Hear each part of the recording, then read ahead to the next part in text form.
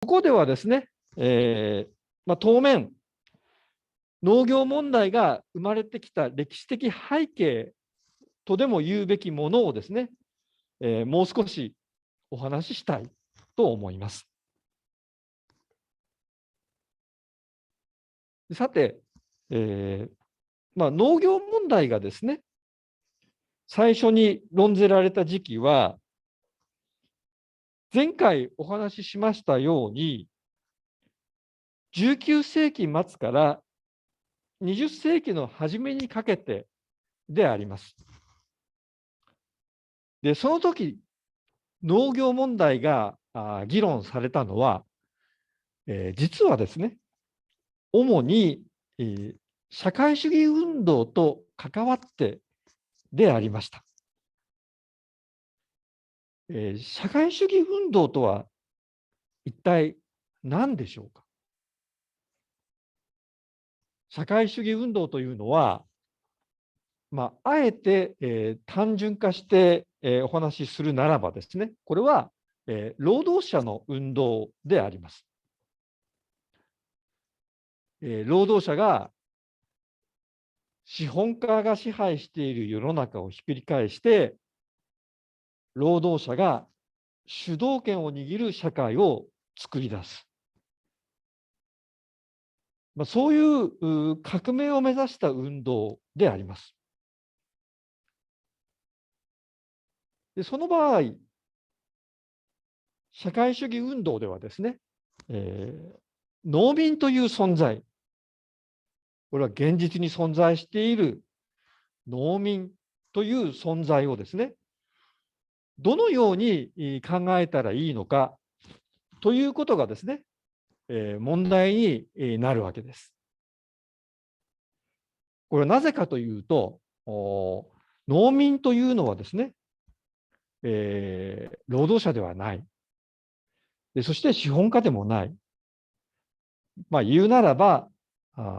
第三の存在だからであります。その労働者と資本家の間にいるですね、中間階級という言葉も、あるぐらいです。少し乱暴な言い方になるかもしれませんけれども、この中間階級である農民はですね、この社会主義運動にとって、果たして、味方なのか、それともそうではないのか、ということがですね、問題になったわけであります。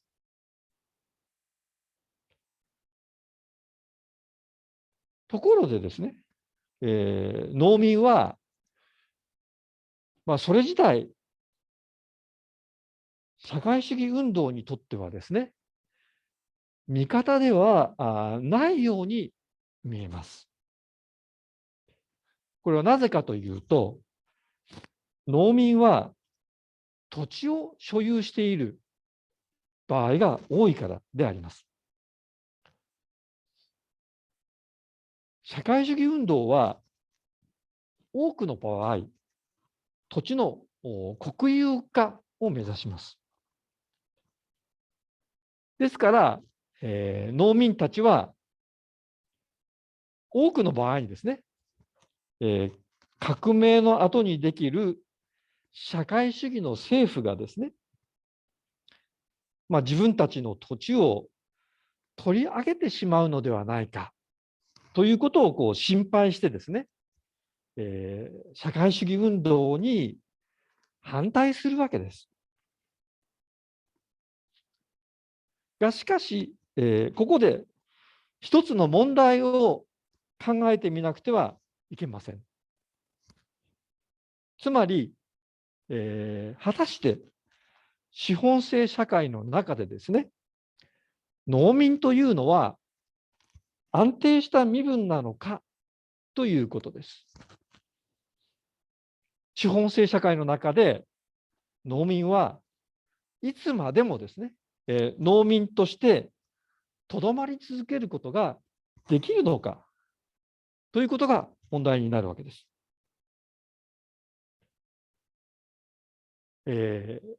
前回お話ししたですね、マルクスによる古典的なものの考え方はですね、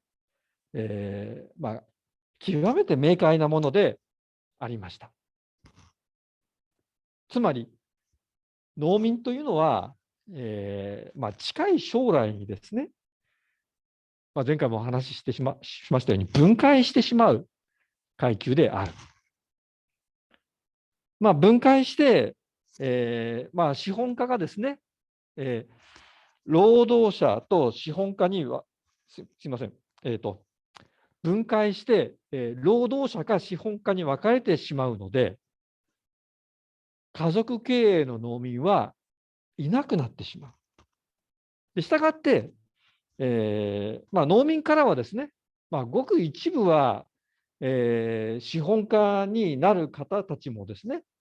出てくるかもしれませんけれども、しかしですね、農民というのは、実はその大半がですね、近い将来の労働者である。したがって、農民はですね、自分たちの資本制社会の中での運命を理解するとですね、大半の方たちが労働者と社会主義運動ではですね、同盟を組むことができるはずである。こういう考え方であったわけです。で、こうしたことからですね、社会主義運動はかつて一生懸命にですね、農民に向かって、彼らの分解する運命を説いて回ったわけであります。宣伝歩いたわけであります。しかし、こういうですね、農民は将来の労働者であるというですね、明快なんだけれども、単純なものの考え方がですね、前回から、申し上げてきておりますように、現実によってですね、裏切られていったわけです。そしてそこからですね、農業問題が発生してきたわけであります。農民はなかなか分解しない。いつまでも家族経営の農民であり続ける。こういうことがですね、19世紀の終わり頃から20世紀の初めにかけてですね、次第にはっきりとしてきたわけであります。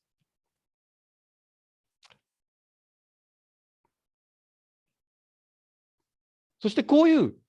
家族経営の農民が、どっこい、しぶとく生き続けるという状況を受けてですね、各国の社会主義運動の中で、さまざまな論争が現れてきました。でドイツではですね、ベルンシュタインと言われる方の、ベルンシュタインと言われる方に代表される、ここに書いてますが、修正主義者、修正派、修正主義者と呼ばれる人たちがですね、マルクスの古典的な農民分解の歴史ビジョンがなかなか実現されないといったことをですね、根拠にしながら、マルクスの理論自体が間違っているという問題提起をし始めます。それに対して、前回も紹介しました、カール・カウツキーはですね、1899年に出版された農業問題という本の中でですね、いやいや、依然として、農民は分解し続けており、したがってマルクスの古典的なビジョンはなお有効なんですよということを主張していたというふうに言われています。こういうですね、ベルンシュタインら修正派とカウツキー派の応酬からなっている論争はですね、世に、修正主義論争というふうに言われています。他方ではですね、国は変わって、今盛んに話題になっているロシアではですね、このナロードニキと呼ばれる人たちがですね、ナロードっていうのは人民という意味ですね。そこから、来ている言葉ですけれども、ナロードニキと呼ばれる人たちがですね、ロシアでは農業は資本主義化しないんだというふうに主張し始めます。でそして、さらに、ナロードニキはですね、ナロードニキは、ロシアでは農民が、家族経営の農民のままで、ミールと呼ばれる村落共同体を基地にしながらですね、独特な社会主義を展望しうるんだ、ロシア的なですね、社会主義を展望しうるんだと主張します。農民による社会主義ですね。そういうものが展望しうるんだというふうに主張します。でそれに対して、これもまた前回紹介した、レーニンたちはですね、いやいや、ロシアの農村でもですね、実はその農民は分解していて、ロシアでもですね、資本家と労働者による資本制的な農業が成長してきているんですよというふうに主張します。これも1899年に出版された、レーニンが書いたですね、ロシアにおける資本主義の発展という本はですね、今言ったようなロシア農業の資本主義化という主張を裏付けるためにですね、ゼブストボ統計という膨大な統計資料を、駆使して書かれたものです。こういうですね、ロシアにおける論争は、ロシア資本主義論争と呼ばれています。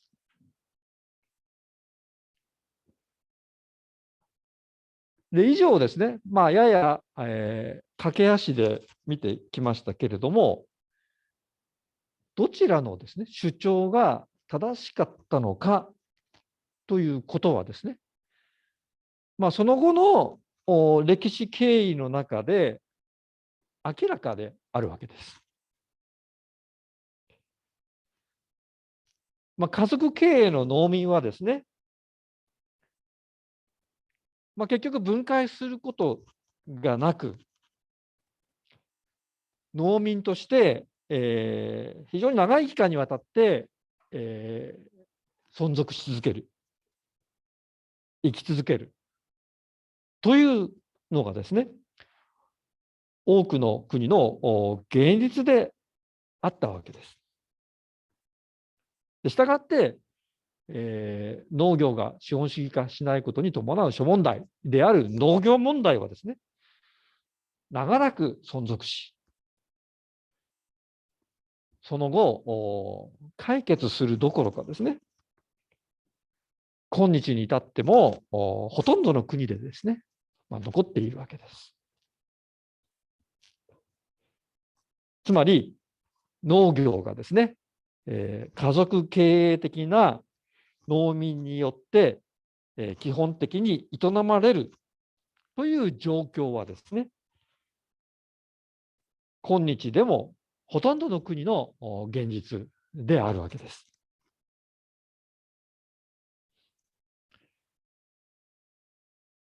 ではですね、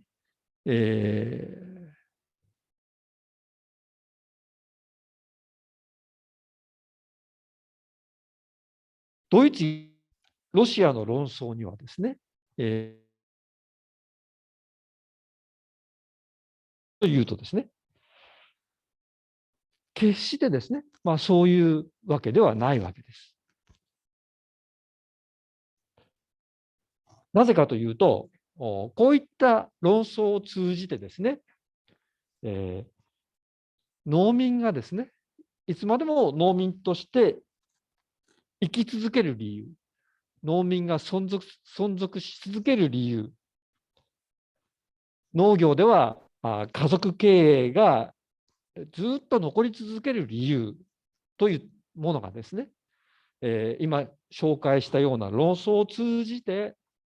次第にですね、浮き彫りになっていったわけです。そこでですね、これからですね、農業が、資本性的な企業に向かない理由をいくつか紹介します。で、そのためにはですね、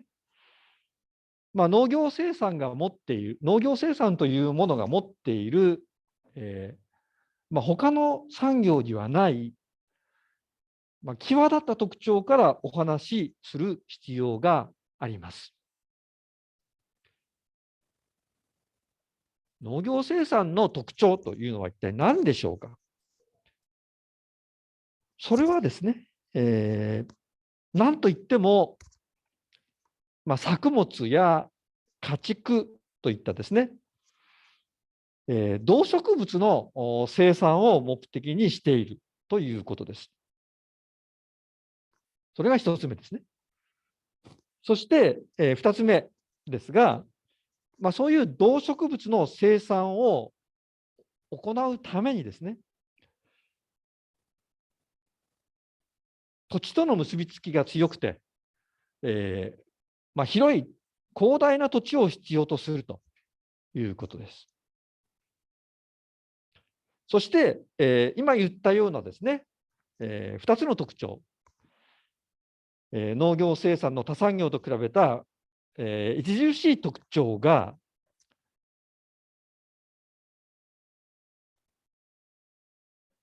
くどいようですが、生物生産であるということと、広大な土地を必要とするということが、農業生産が資本性的な企業に向かないで、家族経営に向いているということのいくつかのですね、理由をもたらしています。まず第一にですね、作物や家畜はですね、それぞれの生物学的な属性として、特有のですね、物質代謝の働きを持っています。例えばですね、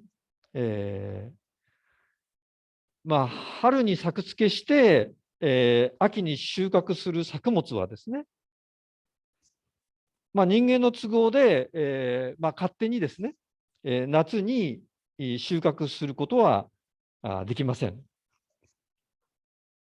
で、こうしたことからですね、農業生産では、人間が労働をする期間とですね、作物や家畜を生産するための期間との間の、ズレが、大きくなります。具体的に言うと、家族が総出でですね、連日の長時間労働を行わなくてはいけない農繁期があるかと思えばですね、労働量が極めて少なくなるような、農閑期があります。で、このスライドはですね、その公主農業における労働投下をですね、模式的に示したものです。公主農業というのはですね、皆さんご存知でしょうかね。土を耕して、種や苗を植えることですけれども、ですから、公衆農業というのはですね、その畜産農業と対になる言葉ですね。田んぼや畑で作物を相手にして行われる農業のことです。で、その公衆農業ではですね、2つの労働ピークがあるわけですね。1つは種まき、植え付けの時期ですね。この図では4月がその種まき、植え付けのピークだというふうにしています。もう一つは収穫の時期ですね。この図では9月、10月というのを収穫の労働ピークの時期というふうにしているわけです。こういう労働ピークの時期がある一方で、それとは反対にですね、それ以外の時期は、割と労働の投下量が少なくなるわけです。で、こういうことがなぜ生じてくるのかというと、それは、公衆農業における生産活動がですね、作物が持っている生物的な属性によって、基本的に制約されているからであります。でそして、こういう状況にですね、フレキシブルに対応するためにはですね、企業に雇われている労働者よりもですね、家族労働力の方が向いているわけです。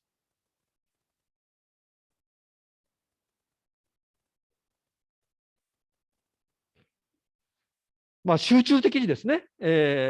場合によってはですね、夜を徹して働かなくてはいけない時期がある。一方でですね、あまり働かなくてもいい時期がある。ということはですね、これは定時就業のサラリーマンにはですね、あまり向いていないわけですね。つまり、公衆農業はですね、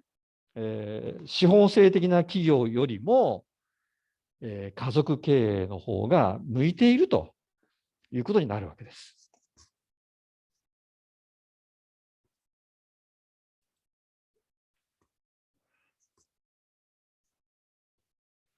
以上がですね、農業が資本性的な企業に向かない理由の一つ目ですけれども、第2の理由としてですね、作物というものは、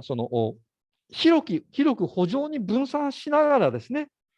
土地と固く結びついています。で、このことからですね、農業では労働が行われる場の空間の範囲が広大になるわけです。農工大のあそこの圃場もですね、10ヘクタールありますけれども、非常に広大な空間ですね。で、このことが一体何をもたらすのかというと、経営者がですね、労働者の管理をするということが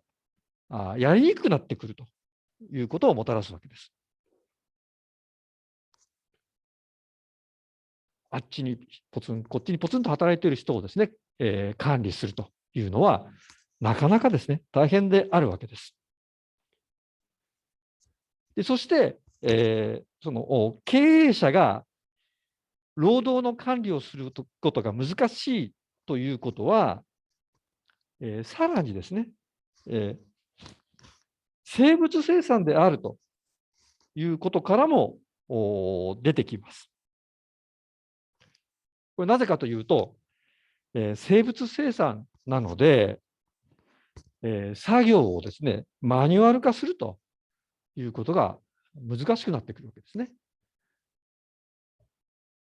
天候や気温に応じて、作物のケアというのはですね、いろいろとこう変えなくてはいけない。そういうことをマニュアル化するというのはですね、なかなか大変なことなわけです。つまり、経営者が労働の管理をすることが困難ということなんですが、こういうことからですね、結局、農業生産は、これはですね、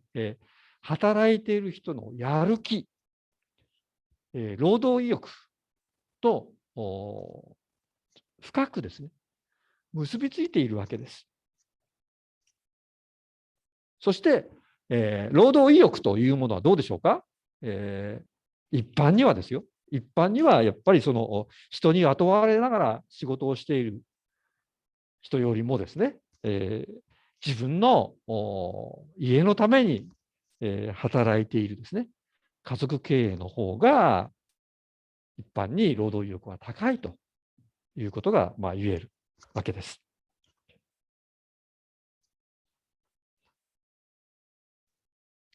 さて、今言った2つのことはですね、農業生産が資本性的な企業に向いていなくて、むしろ家族経営的な農家の方に向いている理由でした。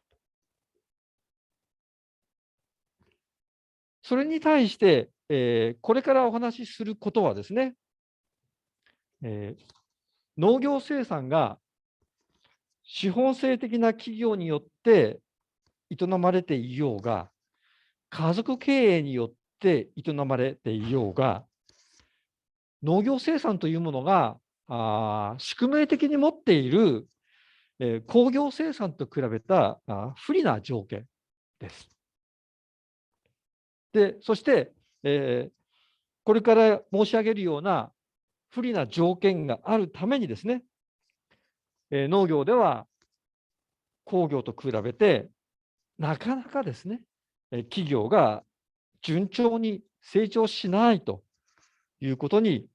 なります。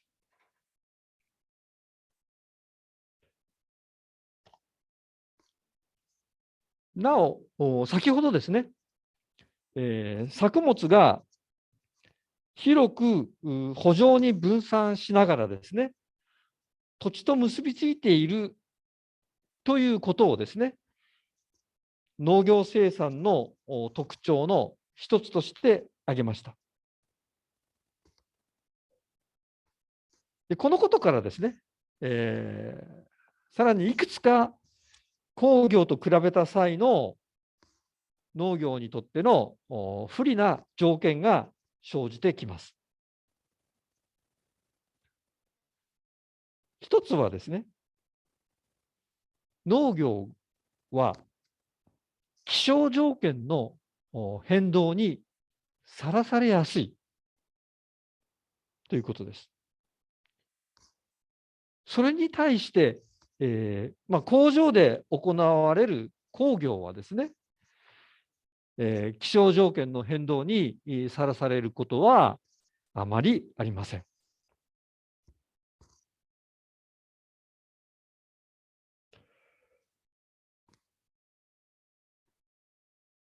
2つ目はですね、農作業は圃場を移動しながら行わなくてはいけないということです。つまり、農業ではですね、広い圃場を移動するためのですね、コストだとか労力というものが余計にかかるということです。そして、それと関連してますけれども、3つ目ですが、農業ではですね、人、労働力だけではなくて、道具だとかですね、機械といった労働手段もですね、移動しなくてはいけないのです。人間が持ち運びすることができるですね、軽い釜だとかというような軽いもの道具ならいいんですけれども、重い道具だとかですね、機械は荷台や車といったですね、それなりの運搬、輸送手段が必要になります。また、場合によってはですね、自分で走る自走式のトラクターやコンバインなんかのようにですね、機械自体がですね、移動手段を持っていることを求められるわけです。で、こういうことはですね、その農業で使われる機械をですね、その工場なんかで使われるこの一箇所に固定されている機械と比べるとですね、移動する手段が必要な分だけ割高なものにするわけです。で、農業機械が割高であるという話に、一点付け加えるならばですね、農業生産はですね、作物の生育ステージの影響を強く受けるので、ある種類の農業機械を使うことができる期間が短く制限されます。例えば、田植え機の使用期間。これはですね、田植えの時期に、限定されざるを得ないわけですね。収穫の時期に田植え機を使うなどということは無理ですね。こういうこともですね、農業機械を割高にしているわけです。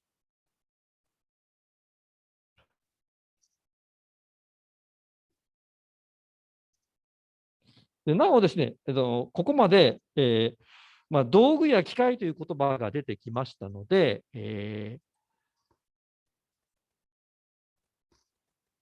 道具や機械という言葉についてですね、少し、解説しておきます。このスライドですね。でそもそも労働過程というものは3つの要素からなっています。ここに書いてますが、労働手段、そして労働対象、労働ですね。でそして、この3つの要素の関係なんですけれども、労働する人間は、労働手段を通して労働対象に対して働きかける。こういう関係にあるわけです。つまり、労働手段というのはですね、労働する人間が労働対象に対して働きかける際の、いわば媒介物であるわけです。そして先ほどの話の中に出てきた道具だとかですね、機械といったものは、この労働の3要素で言うならば、労働手段であるわけです。で、なおですね、この3つ目に書いてますが、この労働手段と労働対象を、一括りにしてですね、生産手段と、言います。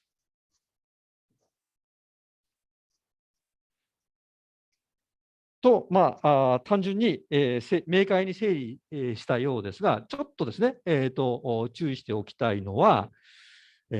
の農業生産における土地ですね。この土地は、その状況によってですね、労働手段であったり、あるいはその労働対象であったりします。例えばですね、この農民がですね、トラクターを使って土地を耕すとき、この時ですね、農民は、トラクターを使いながらですね、土地に働きかけているわけなので、したがって、そこではトラクターが労働手段で、土地はですね、その労働対象であるわけです。ところが、場面を変えてですね、今度は、農民が土地を使って、その土地の上で作物を栽培しているという状況を考えるとですね、その場合ですね、農民は土地を通じて作物に対して働きかけているわけなので、したがって、土地はですね、今度は労働手段になるわけです。その場合の労働対象は作物ですね。こういうふうにですね、今土地の例でお話ししましたけれども、あるものがですね、労働手段であるのか、それとも、労働対象であるのかはですね、これは労働過程の中でそれぞれのものが演じている、役割によって決まるのであって、労働手段と労働対象の区別は絶対的固定的なものではないわけです。土地は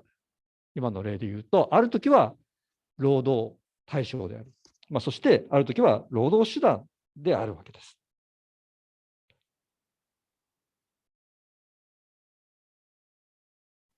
はい。それで少し話がですね、脇道にそれましたので、農業がですね、工業と比べて、不利な点についての話に戻りたいというふうに思います。今申し上げたことのほかに、農業生産が工業生産と比べて不利なのはですね、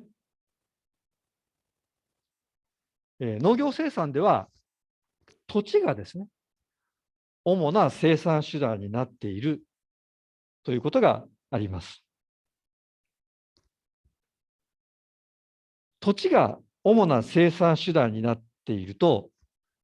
どうして不利なのでしょうか。それは、土地に対してはですね、以前からお話ししておりますように、地代をですね、払わなくてはいけないからです。農業では、土地所有者に対して多額の地代を支払わなくてはいけない。でこれは、工業と比べた際の農業の不利な点であります。でこのことをですね、もう少し、詳しく紹介したいと、詳しく説明したいというふうに思います。はい、このスライドですが、このスライドの表はですね、何回か前にですね、私がリカードの地代論をですね、説明する際に皆さんにお示ししたものです。多分もう2回説明しているので、復習を兼ねてですね、簡単に説明したいというふうに思います。ここではですね、ABCD4 種類の同じ面積の土地があるということでした。でそして、それぞれの土地にですね、50シリングの資本が投下されます。でその結果として、生産物、今の例ではその小麦だったわけですけれども、その小麦がですね、得られるわけですが、その得られる生産物の量、小麦の量は土地によって、違っていたわけです。一番生産量の少ない A の土地は1クォーターしか生産できないんですけれども、一番多いですね、D の土地では4クォーターの生産物が生産できました。なぜ、土地によって生産量が違ったのかというとですね、それは、土地のphong度が違ったからです。で、この時ですね、農産物の価格は、一番放度の低い土地、最劣等地である A の土地のですね、農産物価格で決まっていたわけです。それは、資本投下量50シリングに、10シリングの利潤が上乗せされてですね、1クォーターあたり農産物価格は60シリングであったわけです。でそして、農産物の価格がですね、1クォーターあたり、60シリングだと、例えば一番放度の高い D の土地の生産額は 4×60 で240シリングになるわけです。そしてこの240シリング、D の240シリングと、A の土地の生産額である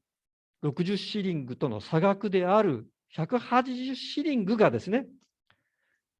地代になって土地所有者の懐に落ちていく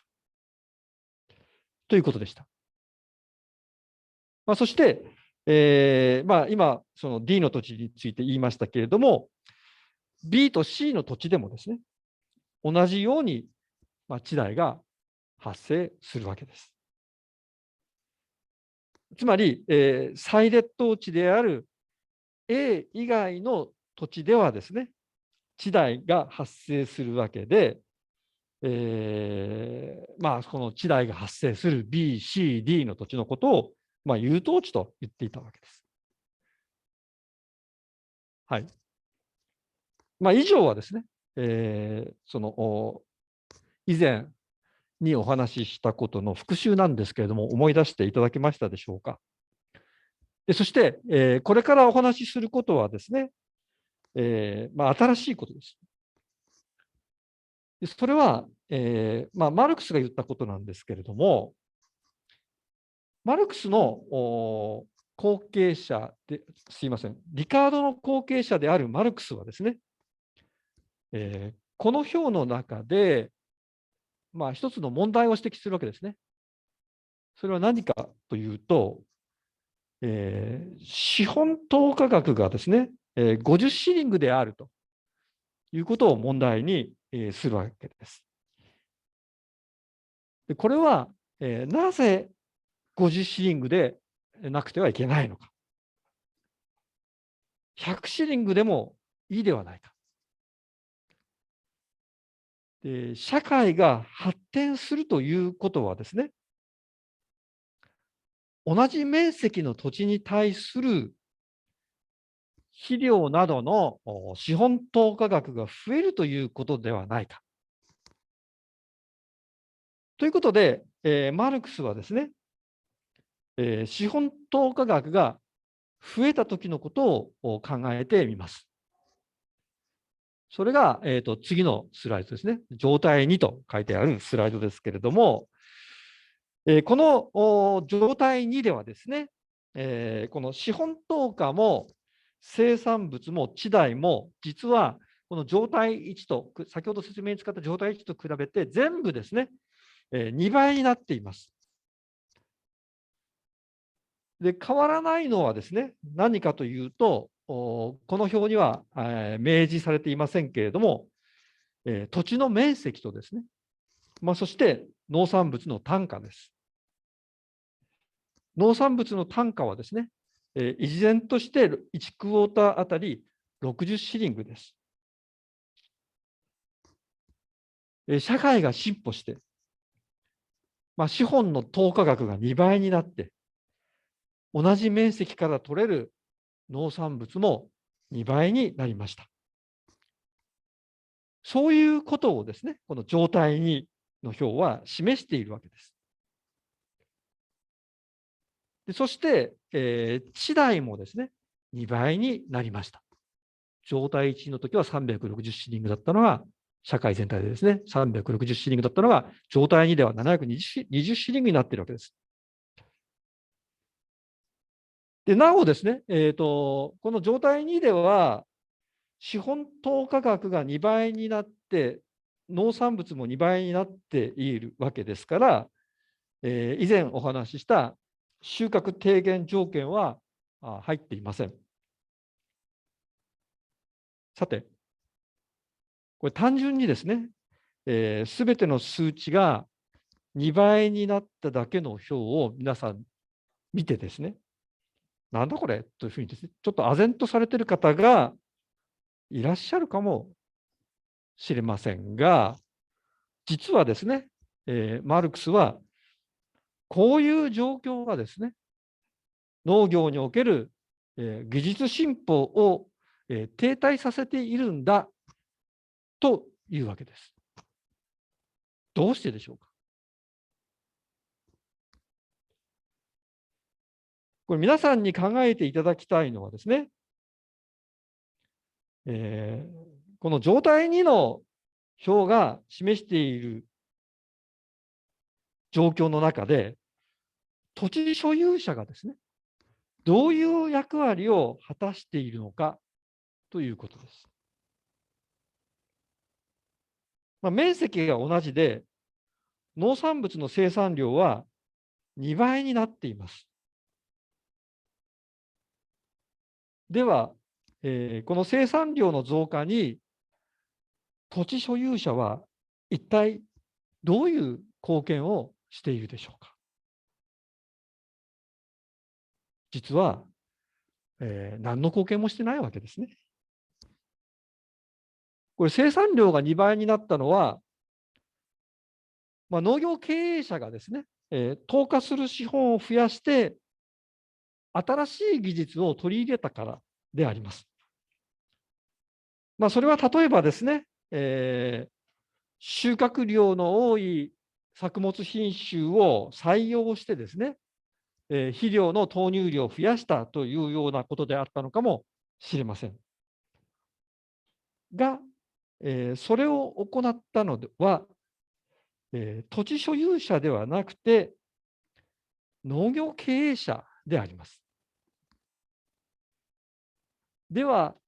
土地所有者はここでは一体何をやっているのでありましょうか。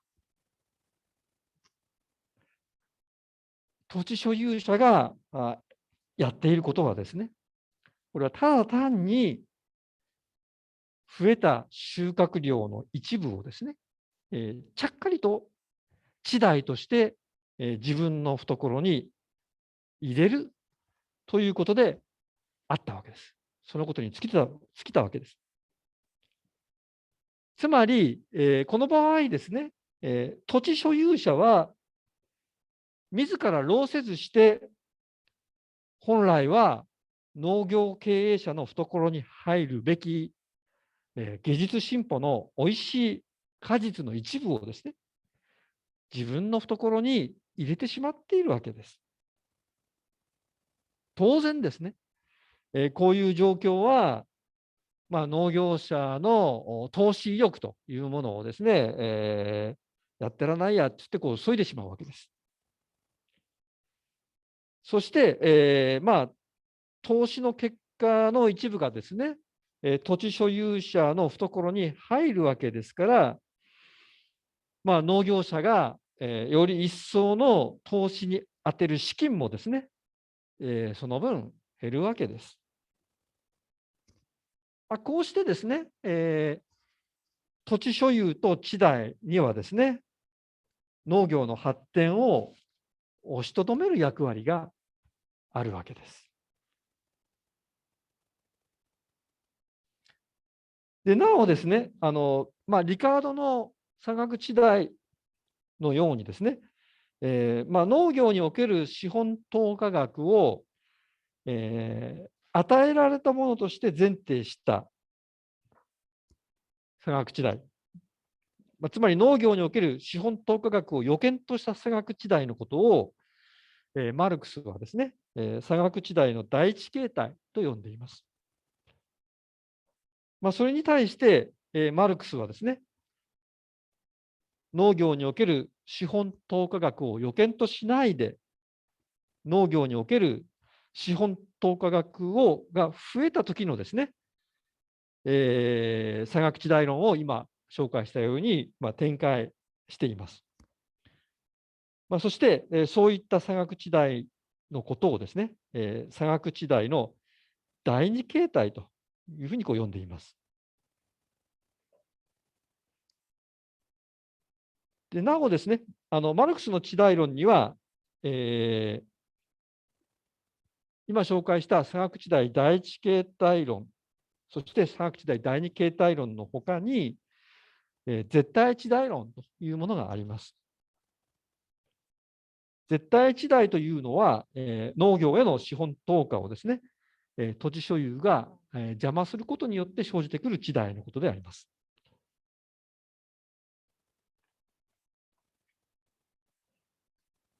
でなお私はですね、以前、そのリカードの挙手的動態論を紹介したときに、リカードはですね、資本制社会の未来に対して、悲観的なものの仕方をしている、ものの見方をしているというふうに申し上げました。地代が利潤を食いつぶして、社会発展の原動力である事業活動への投資が行われなくなる。こうですね、リカードは考えたわけであります。でそこからリカードはですね、農産物価格を引き下げるために、自由貿易主義の主張を、行ったというふうに申し上げました。マルクスもですね、論理の道筋はリカードとはかなり違いますけれども、今見たようにですね、土地所有が農業の発展を阻害すると論じて、土地所有の役割にですね、否定的な見方をしています。しかし、マルクスはですね、問題の解決をリカードのように自由貿易主義に求めるようなことはしないで、むしろですね、土地の私的所有の廃止と土地の国有化というですね、革命的な方法に求めたわけです。さて、本日これまでさまざまな状況からですね、農業が、工業と比べて不利になるということを見てきましたが、こういうですね、不利な状況から生じてくる経済的な困難に対してもですね、実は資本制的な企業よりも家族経営的な農家の方がですね、強靭な耐久力を持っています。でこの点についてはですね、やはりマルクス地代論の中に非常に有名な文章がありますので、これからちょっと皆さんに紹介したいと思います。ちょっと難しい文章なんですけれども、少し我慢して聞いてください。読み上げます。はい。分割地農民にとって、搾取の制限として現れるのは、一方では彼が小資本家である限りでは資本の平均利潤ではないし、他方では彼が土地所有者である限りでは地代の必要ではない。小資本家としての彼にとっての絶対的制限として現れるのは、本来の費用を差し引いた後に彼が自分自身に支払う労賃以外の何物でもない。生産物の価格が彼にこの労賃を償う限り、彼は自分の土地を耕作するであろうし、しばしば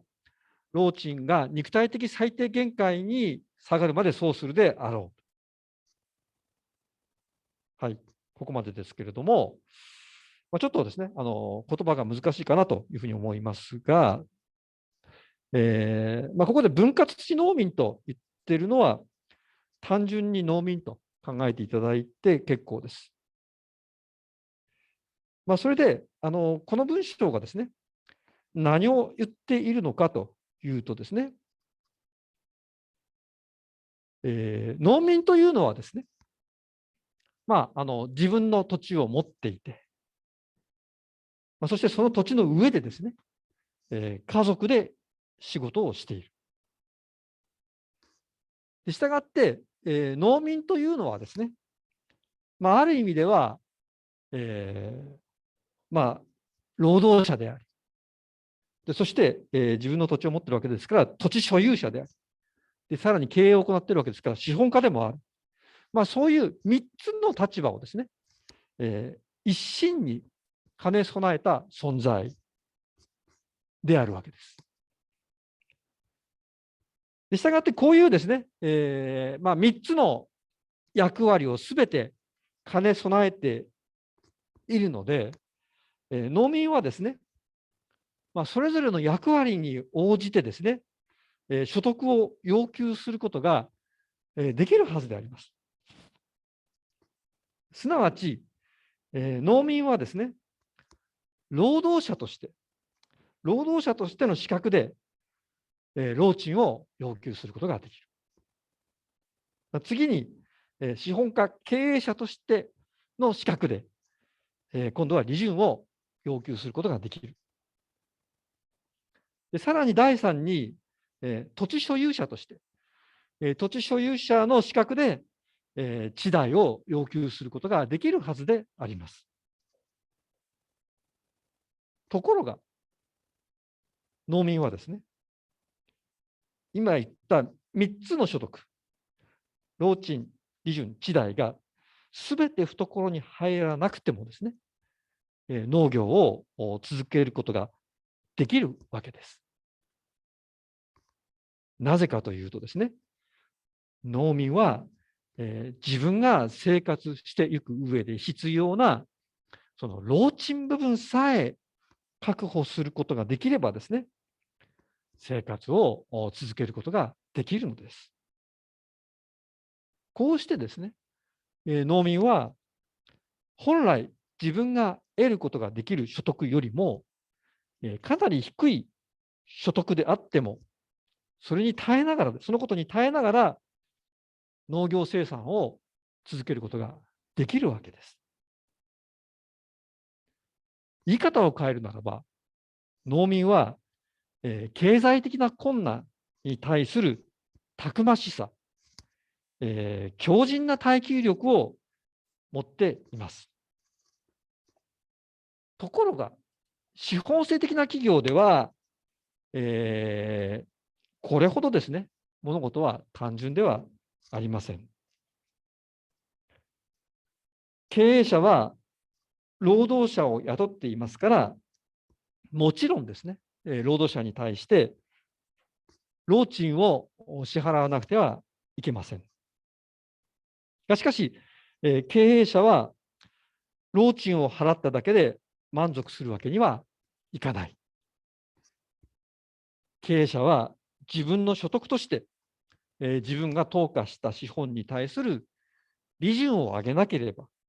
経営を続ける意味がないわけです。そして、この資本性的な農業経営がもしもですね、借地、借りた土地の上で行われているとするならば、経営者はですね、労賃のほかに、さらに土地所有者に対しても契約に基づいて